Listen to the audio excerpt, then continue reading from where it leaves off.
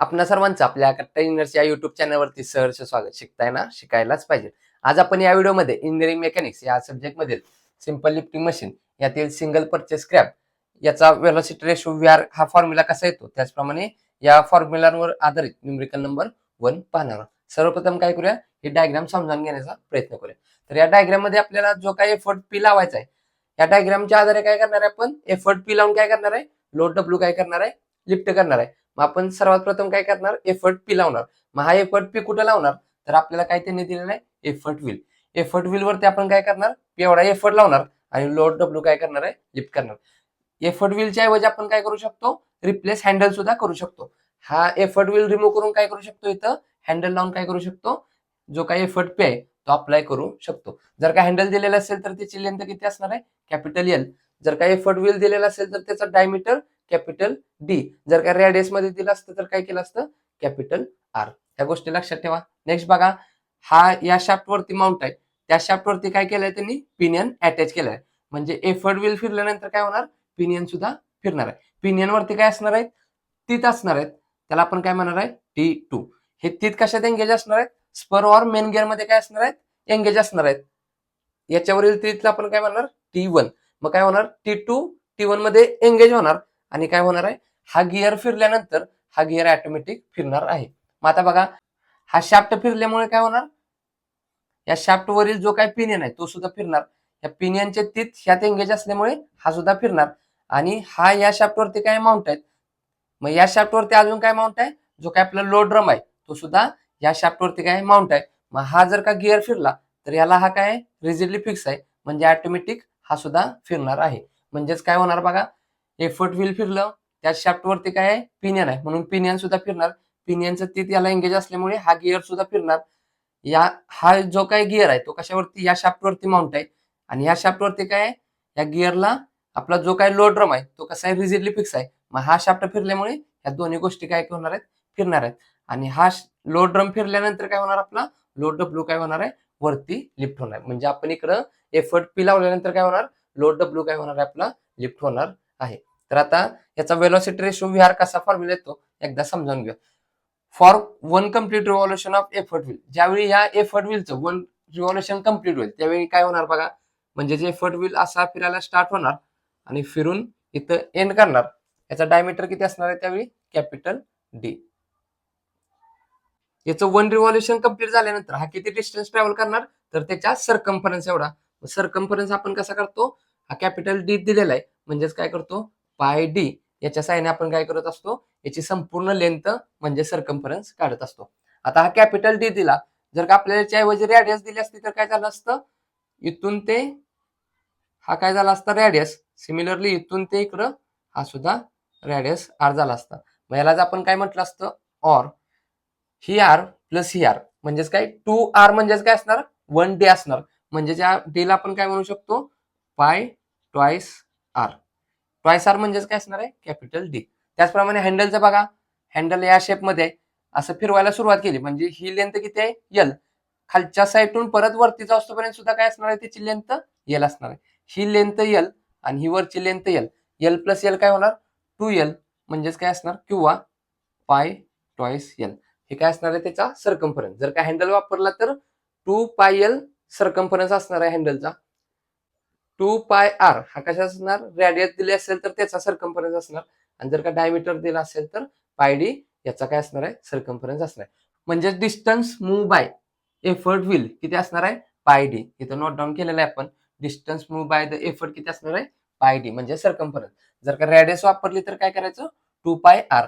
जर का हँडलची लेंथ दिली असेल तर 2πL हे सरकम्फरन्स वापरायचं. नेक्स्ट बघा, एफर्ट व्हील वरती एफर्ट पी अप्लाय केल्यानंतर याचं काय केलं, 1 रिव्हॉल्युशन कम्प्लीट झालं. याचं 1 रिव्हॉल्युशन कम्प्लीट झाल्यावर या शाफ्ट वरती काय पिनियन आहे तो सुद्धा त्याचं काय करणार आहे, 1 रिव्हॉल्युशन कम्प्लीट करणार. त्याचे तीत किती आहेत, T2 एवढे त्याच्यावरती तीत आहेत. हे एंगेज कशात आहेत, या स्पर ऑर मेन गिअर मध्ये एंगेज आहेत.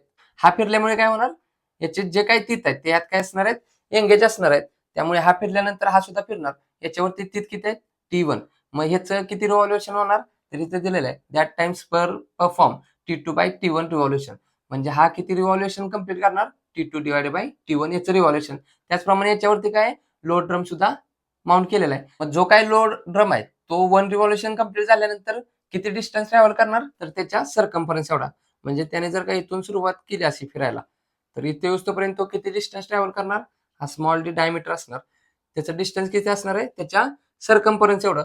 आणि सर्कम्फरन्स कसा काढतो, पाय इंटू डी. परंतु डायमीटर कसा इथं स्मॉल डी असल्यामुळे काय करायचं, स्मॉल डी इथं घ्यायचा. म्हणजेच total distance move by load, हा लोड किती डिस्टन्स ट्रॅव्हल करणार, तर यानं जेवढं काय 1 रिव्हॉल्युशन मध्ये डिस्टन्स ट्रॅव्हल केलंय तेवढं, म्हणजेच काय असणार आहे, तो सर्कम्फरन्स ऑफ लोड ड्रम किती असणार आहे, तो पाय डी. त्याचप्रमाणे हा जो काय स्पर आहे तो ने किती रिव्हॉल्युशन कंप्लीट केलं, तर T2 डिवाइड बाय T1. म्हणजेच व्हेलॉसिटी रेशो VR कसा असतो, distance move bye effort divided by distance move by load. मग एफर्टने किती डिस्टन्स ट्रॅव्हल केलं, तर याच्या सर्कम्फरन्स एवढं किती असणार आहे, सर्कम्फरन्स पाय इंटू डी. इथं आपण फाइंड आउट केलंय. Divided by distance move by load, load किती डिस्टन्स ट्रॅव्हल करणार, हा ड्रम किती डिस्टन्स ट्रॅव्हल करणार, त्याच्या सर्कम्फरन्स एवढा. सर्कम्फरन्स किती असणार आहे, पाय स्मॉल डी इंटू हा जो काय मेन गिअर किंवा स्पर आहे तो किती रिव्हॉल्युशन कंप्लीट करणार, T2 डिवाइडेड बाय T1. म्हणजेच काय होणार, T2 divided by T1. Final answer काय येणार बघा, पायला पाय गेट कॅन्सल, राहिलं काय, D divided by small d into T2 divided by T1. हा इकडे डिवाइड आहे, वरती पाठवल्यानंतर काय होणार, इंटू होणार.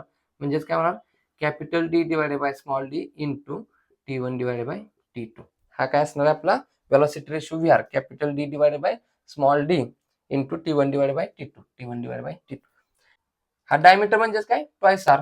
मग इथं काय होणार, twice R divided by small d into T1 divided by T2. जर का रेडियस दिलेले असेल तर हा फॉर्म्युला वापरायचा. इथे आहे बघा, 2R divided by small d into T1 divided by T2. जर का लेंथ मध्ये दिलं असेल तर लेंथ कशी असणार आहे, डायमीटर म्हणजेच किती असणार आहे, 2L. म्हणजेच काय फॉर्म्युला येणार, twice L divided by small d into T1 divided by T2. जर हा बघा इथं formula, twice L divided by small d into T1 divided by T2. जर का आपल्याला डायमीटर दिलेला असेल तर हा फॉर्म्युला वापरायचा. जर का हँडलची लेंथ दिलेली असेल तर हा फॉर्म्युला वापरायचा. आणि जर का रेडियस दिली असेल एफर्ट व्हीलची तर हा फॉर्म्युला वापरायचा.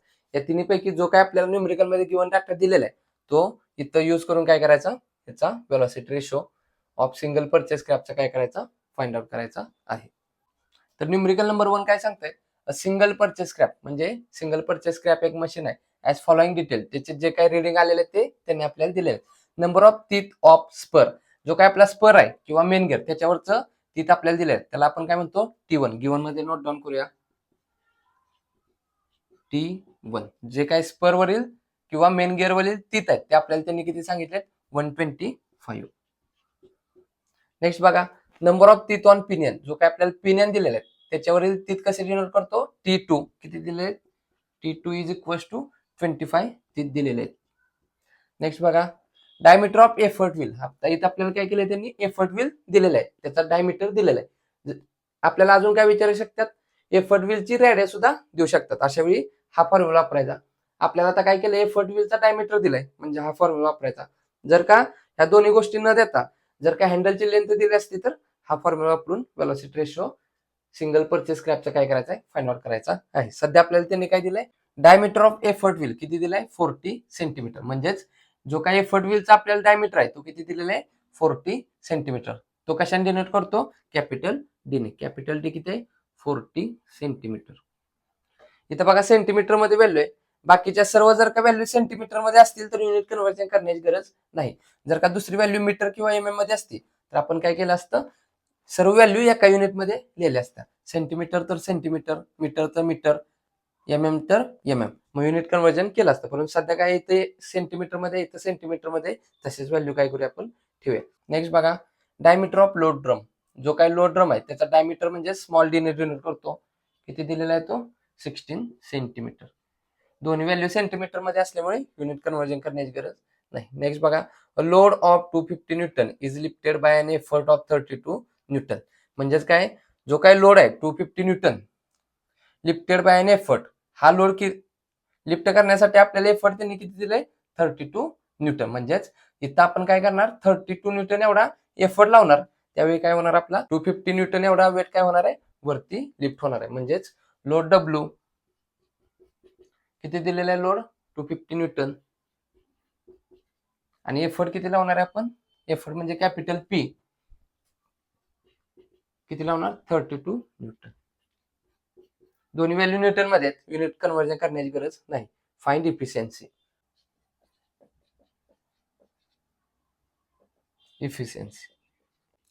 मग इफिशियन्सी फाइंड आउट करण्यासाठी आपल्याला फॉर्म्युला माहिती आहे. इफिशियन्सी कशी फाइंड आउट करतो? Output divided by input into 100. परंतु आउटपुट इनपुट दिलेलं नाही, त्यामुळे तो फॉर्म्युला वापरायचा नाही. नेक्स्ट फॉर्म्युला कोणता असतो? Mechanical advantage M A divided by velocity ratio V R into 100. म्हणजे आपल्याला मेकॅनिकल ऍडव्हान्टेज एम ए आणि velocity ratio V R find out करावा लागेल. मग आपल्याला बघा, व्हेलॉसिटी रेशो सिंगल परचेस साठी काय फॉर्म्युला आहे? Capital D divided by small d into T1 divided by T2. सर्व व्हॅल्यू माहित आहेत का? Capital D divided by small d into T1 divided by T2. म्हणजे या व्हॅल्यू माहित आहेत. Velocity ratio V R easily find out करू शकतो. Therefore velocity ratio V R is equal to capital D divided by small d into T1 divided by T2. Value put करूया. Capital D किती आहे? 40 centimetre divided by small d 16 centimetre into T1. T1 म्हणजेच काय असतं? Teeth on spur or main gear किती आहेत ते आपल्याला 125 दिलेले आहेत. Divide by T2. T2 म्हणजेच काय? टीथ ऑन पिन एंड किती दिलेत आपल्याला? 25. व्हॅल्यू कॅल्क्युलेट करून काय करूया? Velocity ratio V R find out करूया. फर्स्ट ब्रॅकेट मध्ये 40 divided by 16 bracket complete into second bracket मध्ये 125 divided by 25 bracket complete is equal to किती आन्सर आला आपलं? 12.5. व्हेलॉसिटी रेशो व्ही आर ला युनिट नसतं, युनिट लेस. नेक्स्ट बघा, velocity ratio V R find out केले. Next mechanical advantage M A find out करूया. Mechanical advantage M A म्हणजेच काय असतं? Load W divided by effort P. हे सर्व फॉर्म्युले सिंपल लिफ्टिंग मशीन ऑल फॉर्म्युले या नावाच्या व्हिडिओमध्ये एकदम डिटेलमध्ये सर्व गोष्टी आपण कव्हर केलेल्या आहेत. त्याचा डिस्क्रिप्शन मध्ये लिंक ठेवतो, तिथून तो व्हिडिओ पाहू शकता. मग लोड डब्ल्यू बघा किती दिलाय? 250 Newton divided by effort P 32 Newton. दोन्ही सुद्धा न्यूटन आहेत. Newton Newton get cancel. जे काय आपला आन्सर येणार आहे ते कसं असणार आहे? युनिट लेस. म्हणजेच काय होणार? 250 डिवाइडेड बाय 32. किती आन्सर आला आपलं?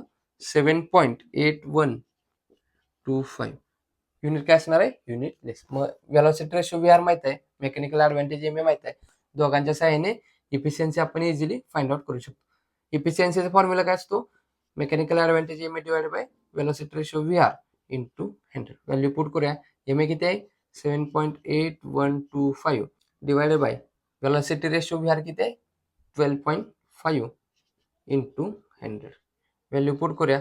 देअरफॉर पर्सेंटेज ऑफ इफिशियन्सी किती येणार?